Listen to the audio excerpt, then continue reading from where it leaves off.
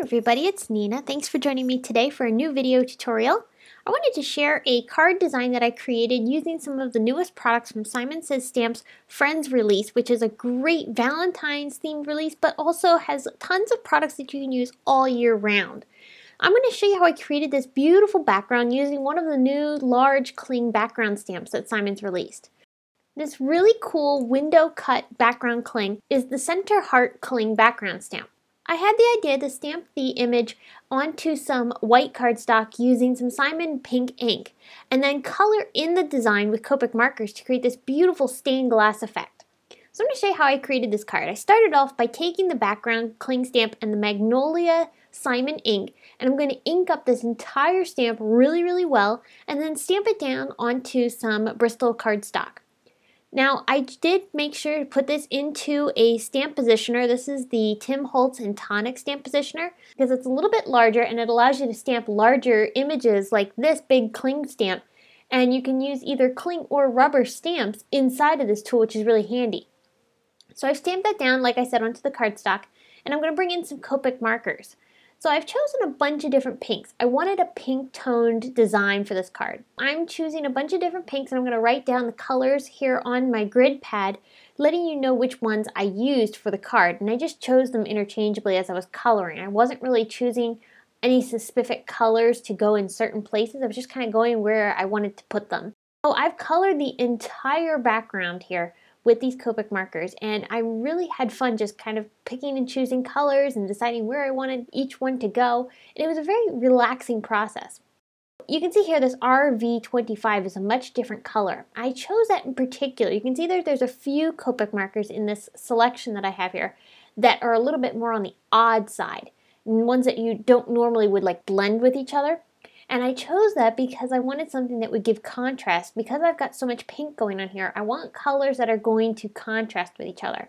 So that RV25, if for a really good example, really contrasts nicely and almost has a reddish pink tint, which really goes nicely with the more purpley tints. So you have a nice spectrum of color here. And that gives the background some variation because we don't want all the colors to be too similar because then there's not going to be that definition. Once I color the entire background, I'm going to take my craft knife and I'm going to cut out an area here, just a very simple shape, nothing in particular. I'm just basically creating an area that I can fit my scissors into. And these are my fussy cut scissors, and I'm going to use these to cut out that center heart area. This is going to allow me to create a window, which is going to turn into a shaker card. Now, you don't have to cut this out. You could leave this white and then stamp a sentiment on the inside, but I really wanted to do something with a shaker card. So I'm going to cut this out and create that window.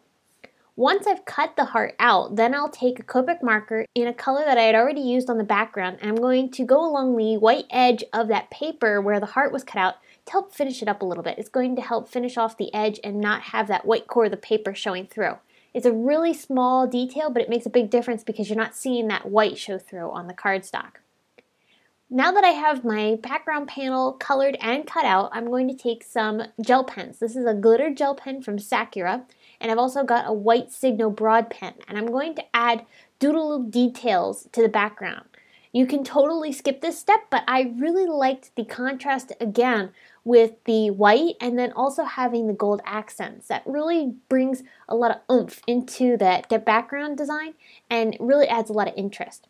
So I just basically covered over the dots and I added some extra lines and some extra dots and just created some really fun doodle effects. I trimmed down that panel with a stitched rectangle die, and now I'm attaching some vellum to the backside of this panel to be my shaker window cover. This is what's going to keep the sequins inside. I added a bunch of foam tape around my window and then placed some rhinestones on the inside for my shaker elements. Then I'm going to back that entire piece with another piece of vellum. I like using slick surfaces when I'm creating shaker cards, and I chose vellum for this particular card because I didn't want the sequins to be overpowering. I just wanted them to be an accent. So I chose vellum to help kind of mute the look of the sequins. And because I used vellum for the window, I'm going to use vellum for the backing, not only to help keep it cohesive, but also, again, to be a slick surface so that the sequins move around really easily. Now I've got a piece of gold mirror cardstock from Tonic Studios, and I'm cutting out some of these really great CZ design letters, and I'm also going to cut out those same exact letters which spell the word love, I'm going to cut that from white cardstock twice, and then I'm going to layer the 3 layers together to create a 3 level of dimension on this sentiment. So this sentiment is going to say love, and I'm going to pair it with a smaller sentiment from one of our new stained glass greetings sentiments. This is the stained glass greetings love sentiments set that I'm going to be pairing it with. But before I do that, I need to attach the love letters down onto my shaker window. So I'm lining them up, making sure to arrange them in the center part of the heart and make sure to get a good spacing between them that's even. Once I have them positioned where I want them to go, then I can take my collage medium, which is a really strong liquid adhesive, and I'm going to adhere them all down onto the window. Continuing on with the card, I'm going to take that stained glass love stamp set, and I'm going to prep a surface of my doll pink cardstock from Simon Says Stamp and stamp the sentiment that says, "You forever and always," in some Simon Says Stamp clear ink. Once I've stamped that down, I'll take some Brutus Monroe Alabaster White embossing powder and sprinkle that over top of my stamped sentiment. Then I can go ahead and heat set this with my heat tool.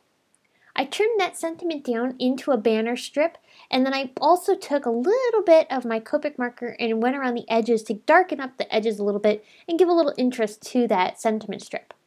I popped it up off of the card using some foam tape, and then the final step was to go ahead and embellish the card. So I took some hearts from the Doodlebug Rainbow Heart Sprinkles set, and this particular card uses purple, but on the other card that I made that looks very similar to this card, I used pink hearts. And the reason I chose the purple hearts in this particular case is because I really liked how it matched nicely with the purple in the card. Finally, I also took some Studio Katia gemstones, and I glued those down with some glossy accents to help accent the gold areas of the card. The colors that picked up really nicely, the purples and the golds, and just really complements the whole design. So here's a look at the 2 cards that I made using this beautiful center cut heart background cling stamp, as well as some of the other new products from Simon's new Friends release.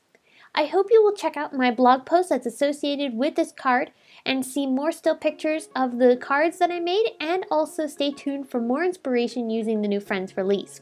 You can find links to everything down below in the video description, and I will see you again very soon with another video. Thanks for watching!